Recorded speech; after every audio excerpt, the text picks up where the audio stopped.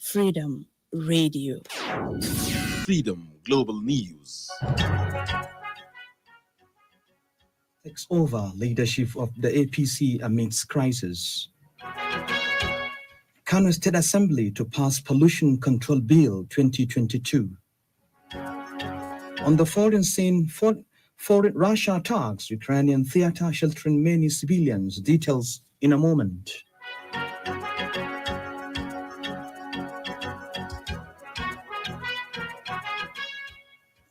Hello listeners, good evening and welcome to Freedom Global News. Today being Thursday evening, 17th day of March 2022, which is equivalent to 14th day of Sha'aban, 1443 after the Hijrah.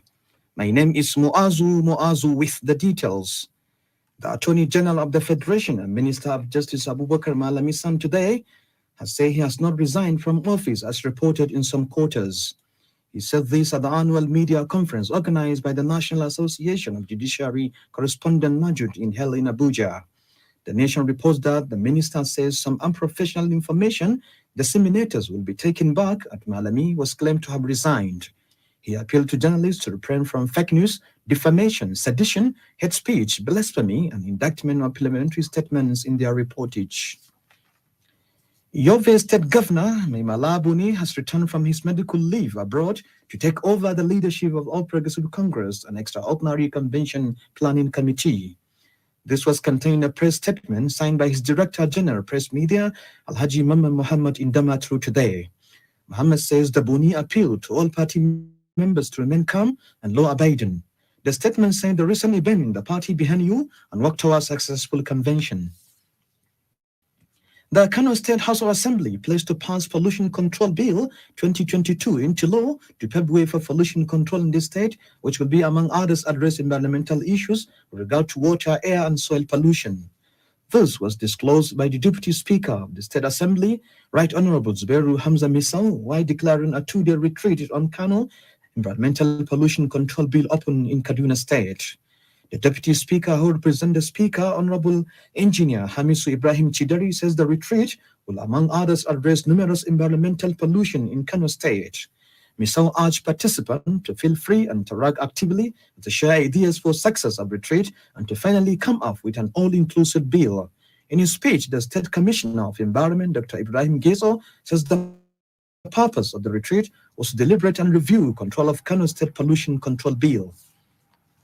Senator representing Anambra North, Stella Odua, has bashed the former First Lady of Anambra State, Oluchukwu Obiano, for attacking Bianca, the widow of the late Biafran war Oluchukwu Emeka Ojukwu. The fight between Mrs. Obiano and Ojukwu happened at the swearing-in of Professor Charles Solodo as governor of Anambra State today.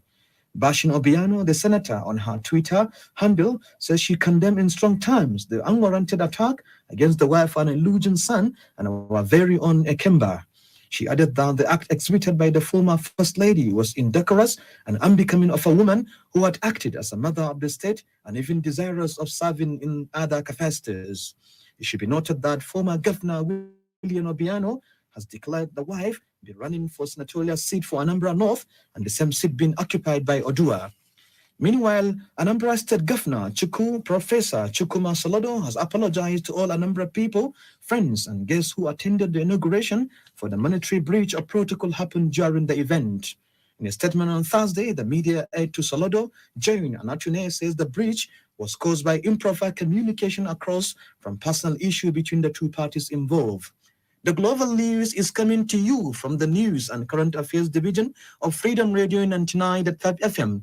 You can listen to us live on TuneIn or pass your comments and opinions on our social media platforms, Facebook, Twitter, Instagram, and YouTube at Freedom Radio Nigeria. You can also get the link to both sides on our website on freedomradioenergy.com or give us a buzz through the following number, 080-9220-0885.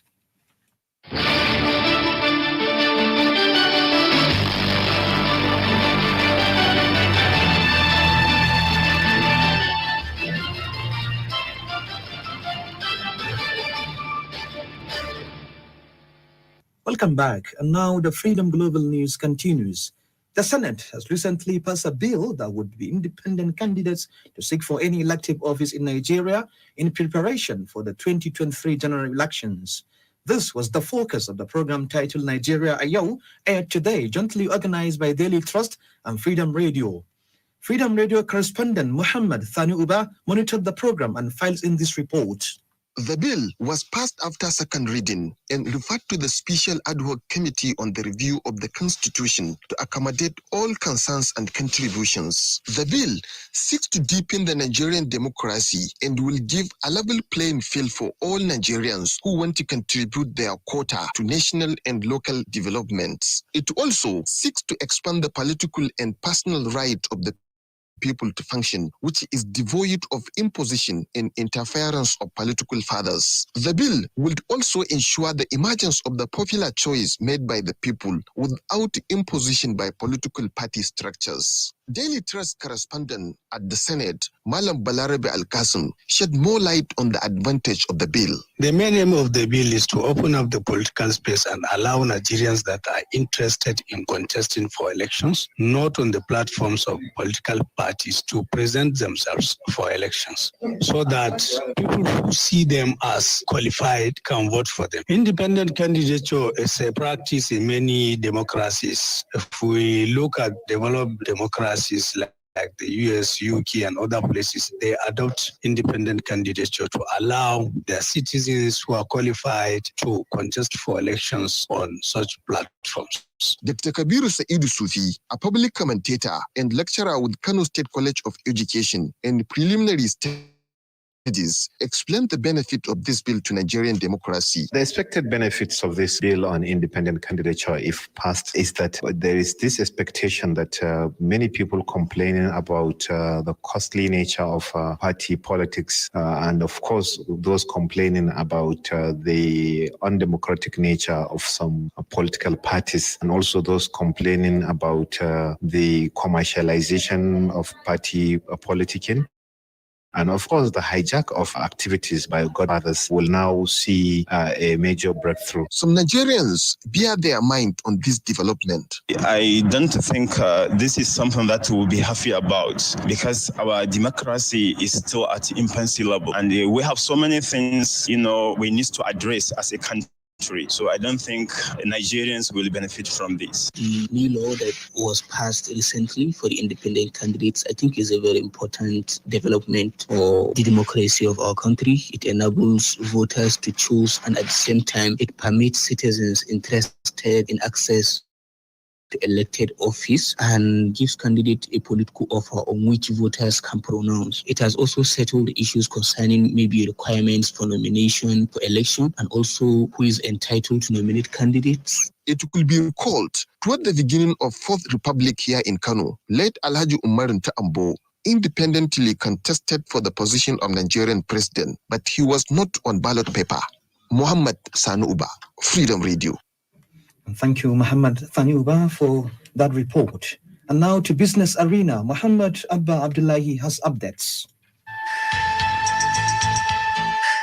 The federal government has stated that it is working on a new policy on trade with Ukraine, a former member of the Union of Soviet Socialist Republics, USSR, with whom Nigeria shares mutual trade relations as it reviews the current relationship. The Minister of Industry, Trade and Investments, Mr. Niyi Adebayo, stated this today during the weekly ministerial briefing at the State House. Adebayo says that the Ministry Trade Department has been mandated to analyze the ongoing war situation in the region as it concerns trade with Nigeria. The minister underscored with optimism that Nigeria will achieve self-sufficient in sugar production within 10 years and hoped to start export of the commodity. Meanwhile, Nigeria Bank's total assets rose by 8.25 trillion naira to 59.24 trillion naira as of the end of 2021. The nation's lender total asset had hit 50.99 trillion naira as of the end of 2020. The Central Bank of Nigeria disclosed this in a personal statement of the members of the Monetary Policy Committee, MPC. According to the CBN, a member of the MPC, Kingsley Obiora, says the banking system continued to sustain its soundness, safety, and resilience under economic recovery.